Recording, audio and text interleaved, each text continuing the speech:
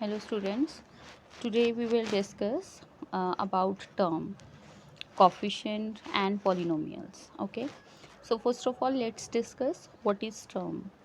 A term is a single mathematical expression. It may be a single number, that is positive, negative, single variable, a letter, a several variable multiplied by like x, y, 4xy, -2 yz is like that. Okay, so these are you can say the terms, but never added or subtracted like अगर आप करते हैं 2 + x है ना, तो ये एक term नहीं है। इसमें बेसिकली हमारे पास कितनी टर्म्स हैं, 2 टर्म्स हैं, क्योंकि बीच में प्लस आ गया।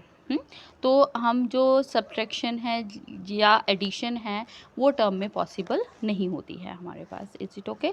सो टर्म क्या है? एक सिंगल मैथमेटिकल एक्सप्रेशन है जिसमें एक सिंगल नंबर हो सकता है या एक सिंगल वेरिएबल मतलब कोई भी अल्फ़ाबेट या लेटर हो सकता है, या सेवरल वेरिएबल भी हो सकते हैं, एक से ज़्यादा अल्फ़ाबेट्स भी हो सकते हैं, लेकिन वो मल्टीप्लाई होने चाहिए आपस में, ठीक है। और जो नंबर के साथ वेरिएबल्स भी हो सकते हैं तो उसको हम एक टर्म कंसीडर करते हैं। अंडरस्टैंड?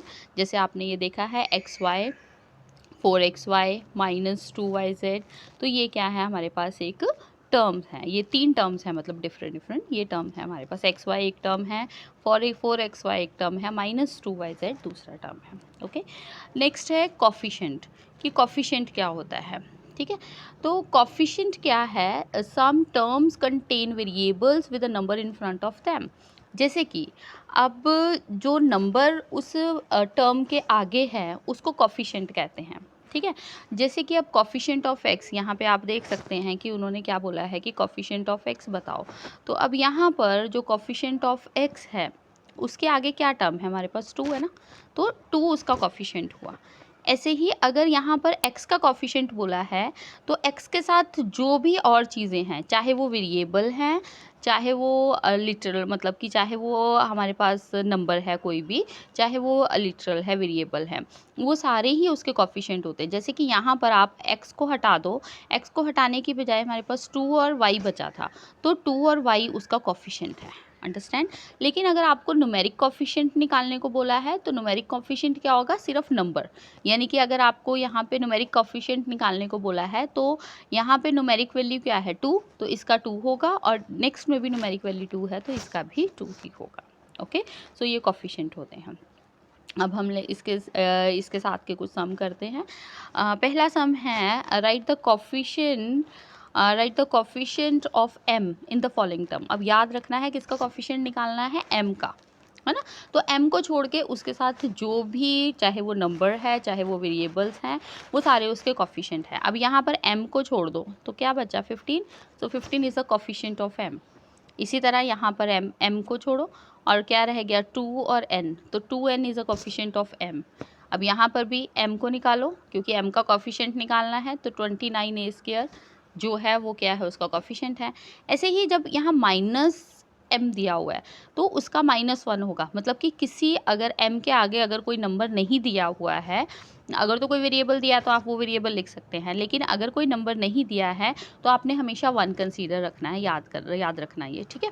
अब यहाँ पे 1 तो कंसीडर कर सकते थे, लेकिन यहाँ पे उसके आगे माइनस भी था, इसलिए इसका कॉफिशेंट बनता है -1। -6my, तो यहाँ पे m को अगर आप निकाल दो तो -6 और y बचता है, तो 6y इसका कॉफिशेंट है। और m, अब यहाँ पे अकेला m है, m के आगे कुछ नहीं है, तो इसका मतलब 1 है, ठीक है। 1m और m दोनों का मतलब सेम ही होता है, तो इसका 1 is a coefficient of m। Understand?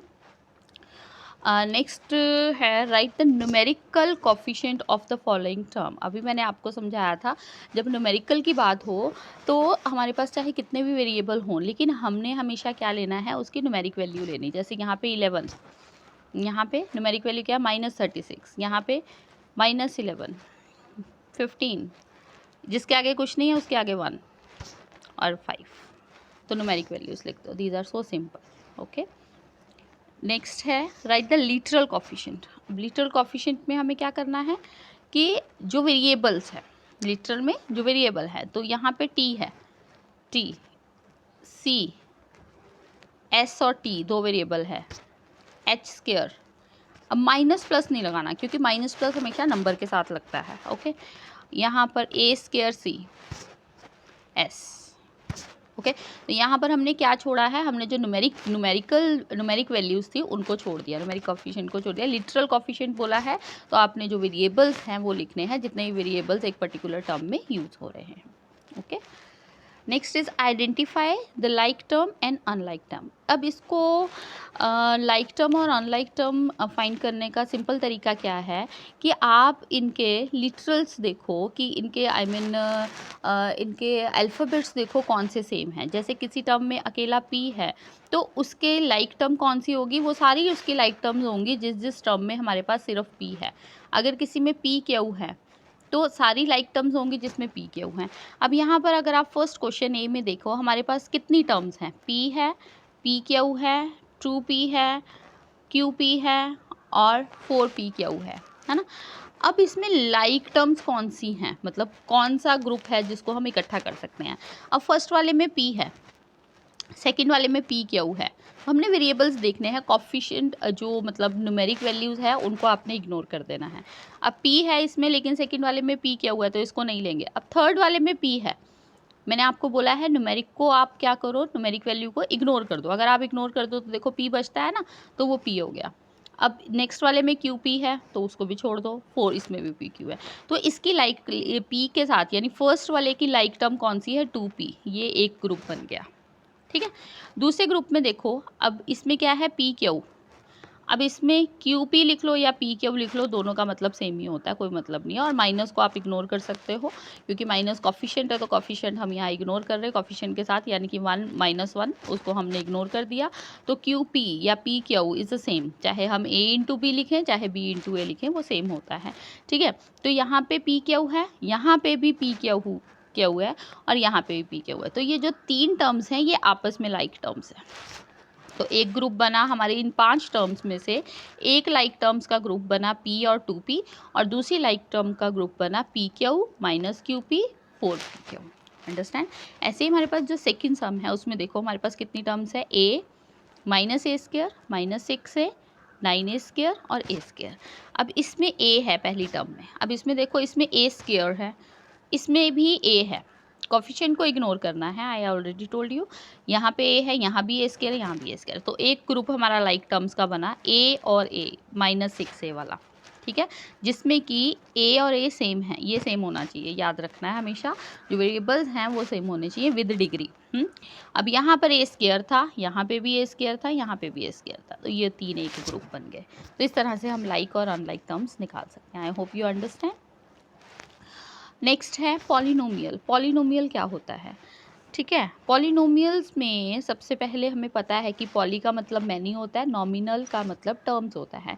So polynomials means many terms, जब हम एक से ज़्यादा टर्म्स को इकट्ठा कर देते हैं। बट इसका मतलब ये नहीं है कि इनफाइनाइट टर्म्स, मतलब it must have finite number of terms जो काउंटेबल होती हैं। Okay, so polynomial are the algebraic expressions which consist of variables and coefficient. Okay, जिसमें हम वेरिएबल्स और कॉफिशिएंट्स को इकट्ठा करते हैं एक एक्सप्रेशन के अंदर, उसको पॉलिनोमियल कहा जाता है। अब इसमें हमारे पास क्या आता है, हमारे पास हम एडिशन भी यूज़ कर सकते हैं, सब्ट्रैक्शन भी यूज़ कर सकते हैं, मल्टीप्लिकेशन भी यूज़ कर सकते हैं। ओके, डिवीजन जो भी है ये हमारे पास जो एक पॉलिनोमियल में आ जाता है। पॉजिटिव इंटीजर एक्सपोनेंट भी हो सकता है, जैसे ए स्क्वायर है वो भी अलाउड है। ठीक है, अलाउड क्या नहीं है, डिवीजन बाय वेरिएबल। जैसे कि अगर मैं लिखती हूँ 4/a तो ये अलाउड नहीं है, ये गलत है ना, तो ये पॉलिनोमियल में नहीं आ सकता है। लेकिन अगर मैं लिखती हूँ सपोज a + b तो this is okay, 3a - b this is also okay, है ना। यहाँ पे मल्टीप्लिकेशन भी यूज़ हो रहा है, माइनस भी यूज़ हो रहा है, दिस इज़ ओके। और अगर मैं लिखती हूँ a² + 2 तो दिस इज़ ऑल्सो ओके, क्योंकि स्क्वायर है लेकिन पॉजिटिव एक्सपोनेंट है। लेकिन अगर ये -2 कर दूँगी, a - 2 कर दूंगी तो वो पॉलिनोमियल में नहीं आएगा। और ऐसे ही 4/a पॉलिनोमियल में नहीं आएगा क्योंकि वेरिएबल है जो वो हमारा डिनोमिनेटर में अलाउड नहीं है। अंडरस्टैंड। तो देखते हैं आगे, इसमें बताया है उन्होंने कि आइडेंटिफाई द पॉलिनोमियल। ओके, पहले वाला तो पॉलिनोमियल है, इट इज़ ओके। अभी हमने कहा है पॉलिनोमियल में हमारे पास अल्फ़ाबेट्स भी हो सकते हैं और कॉफिशिएंट के साथ वेरिएबल्स भी हो सकते हैं और सिंगल नंबर भी हो सकता है। तो यहाँ पर 9x है, ठीक है, प्लस अलाउड है, 1 भी अलाउड है, तो दिस इज़ ओके। अब यहाँ पर देखो डिवाइड हो रहा है x के साथ, तो ये नहीं, इसमें b के साथ वेरिएबल नहीं। अब x-1 इज़ ओके, सिंगल मैंने आपको बोला नंबर भी हो सकता है तो पॉलिनोमियल है ये। अब यहाँ पे तो ठीक ही है, 10ab यानी कि नंबर के साथ वेरिएबल्स हैं, ओके है, यहाँ पे वेरिएबल है, ठीक है, प्लस हो रहा है, माइनस हो रहा है, मल्टीप्लाई हो रहा है, तो ओके है, ये सारा पॉलिनोमियल में आ रहा है हमारे पास, ठीक है, तो ये पॉलिनोमियल हो सकता है। नेक्स्ट है write down the degree of the polynomial. अब डिग्री कैसे फाइंड करनी है ये थोड़ा ध्यान से समझना। देखो जैसे 3a², अब किसी भी वेरिएबल की पावर क्या है, ओके, एक टर्म में किसी वेरिएबल की पावर क्या है, उनको सबको प्लस कर लो, वो उस टर्म की डिग्री है। अब यहाँ पे बोला है write down the degrees of the, और हमने जो मैक्सिमम डिग्री होती है वही लिखनी होती है। चाहे हमारे पास एक पॉलिनोमियल, एक एक्सप्रेशन में हमारे पास यहाँ पे 3 टर्म्स हैं, है ना, तो हमने हर टर्म की डिग्री निकाल लेनी है। अब उसमें जो मैक्सिमम टर्म होगी वो उस पॉलिनोमियल की डिग्री होगी। अंडरस्टैंड। अब जैसे यहाँ पर अगर आप ध्यान से देखो, कॉफिशिएंट को सिंपली इग्नोर कर दो, कॉफिशिएंट यानी कि जो हमारा न्यूमेरिक वैल्यू है उसको आप इग्नोर करेंगे।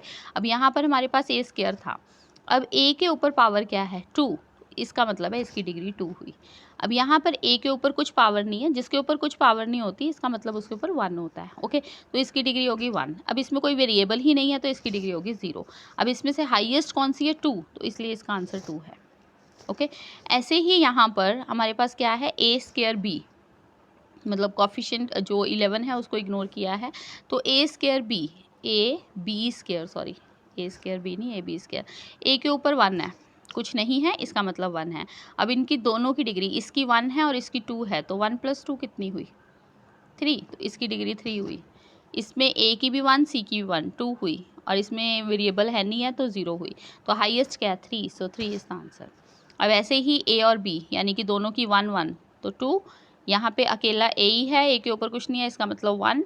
यहाँ पे a b c मतलब तीनों के ऊपर 1 1, है ना, तो तीनों को प्लस किया तो क्या आया 3, इनकी 3, तो हाईएस्ट कितनी है 3, तो इसका आंसर हुआ 3। आई होप ये आपको समझ आया है सबको, हाँ।